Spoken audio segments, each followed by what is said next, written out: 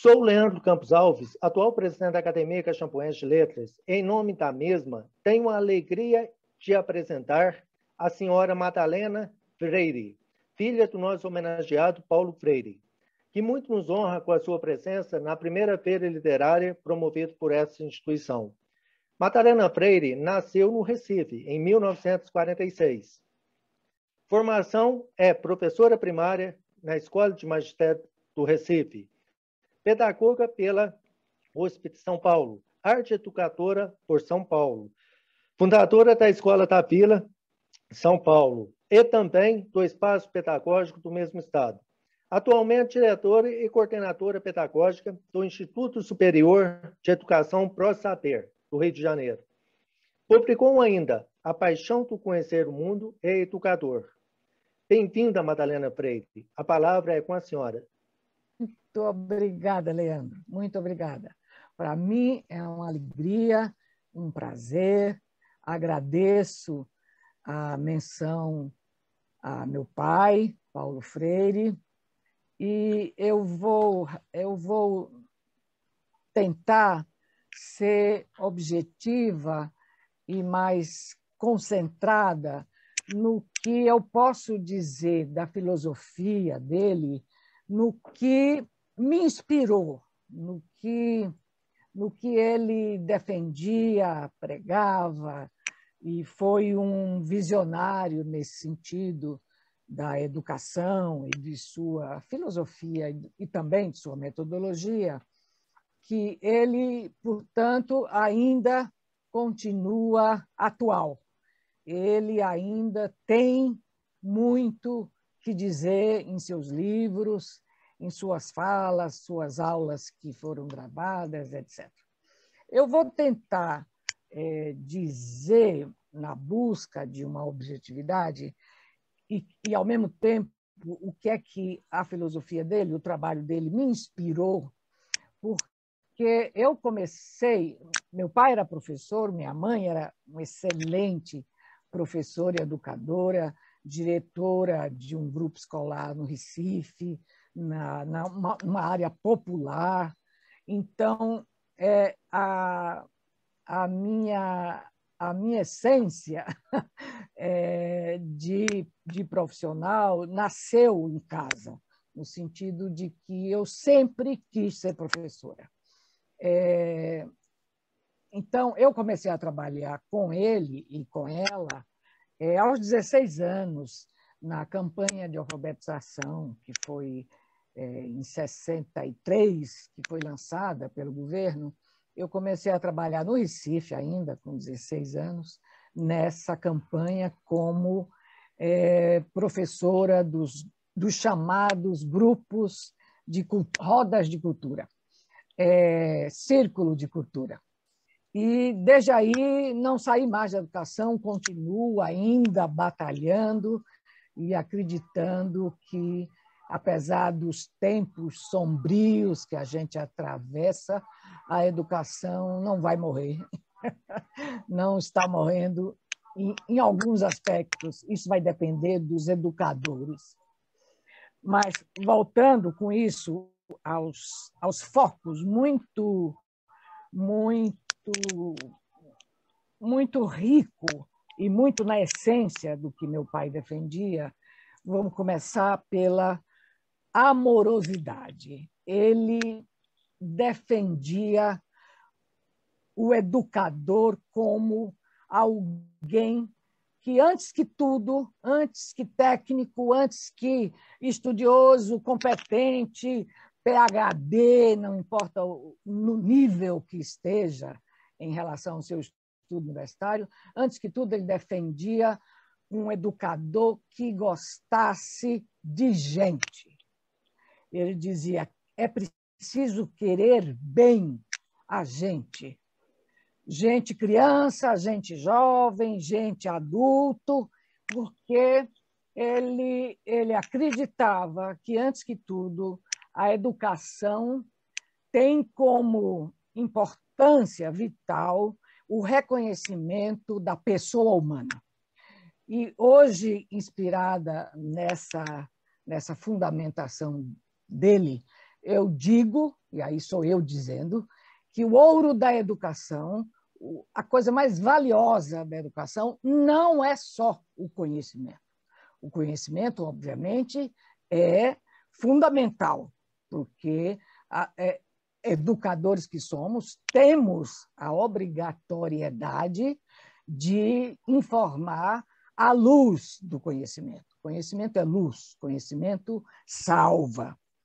Mas eu digo hoje, me inspirando nele, que o ouro da educação não é só o conhecimento, não é só a informação, mas é a pessoa humana que aprende, que conhece. É uma redundância falar pessoa humana, porque, claro, se sabe que não existe pessoa desumana. Mas no mundo de hoje, descartável, cruel, perverso, muitas pessoas viram bicho sem identidade humana.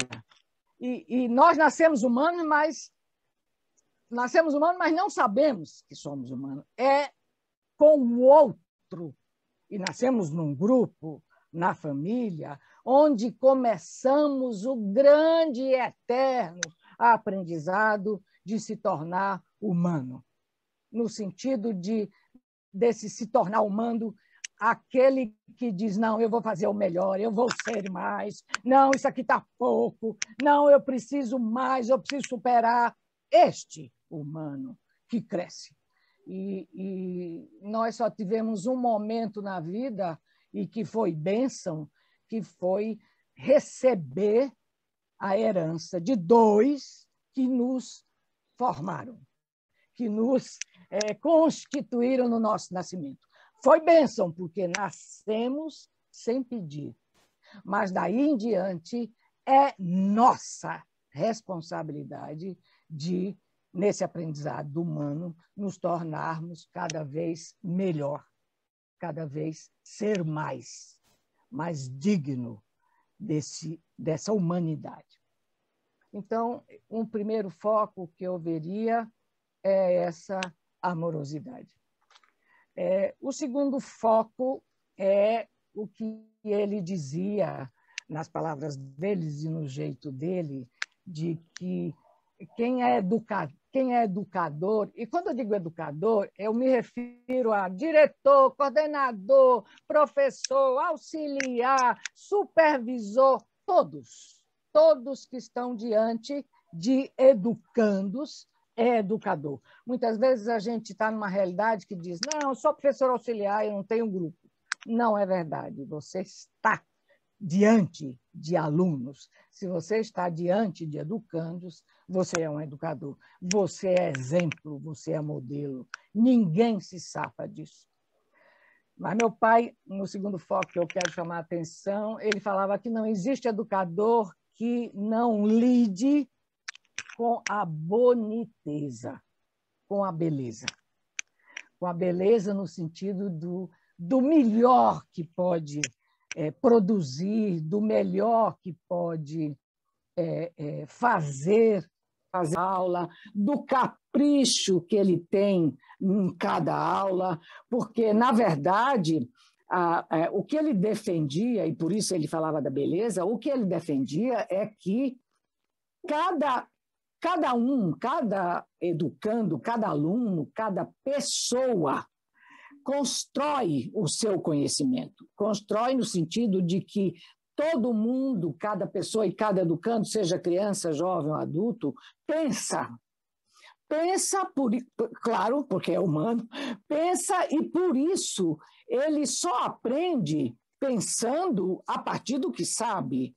E nesse sentido, o grande desafio do educador é resgatar o que os educandos pensam e sabem, e não desprezar esse saber do educando.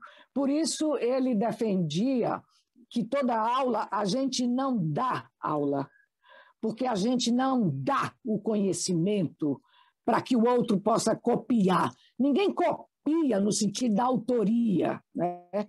Todo mundo tem a competência de pensando, assumindo seu estudo, o que sabe, indo atrás do que não conhece, constrói conhecimento. Então, ele dizia que esse ato de conhecer e de construir a aula com o grupo, com cada um dos seus alunos, é um ato de beleza, é um ato de criação. E beleza porque é criação. E toda criação humana é uma aventura. É uma aventura no sentido de que nós não controlamos o que vai acontecer.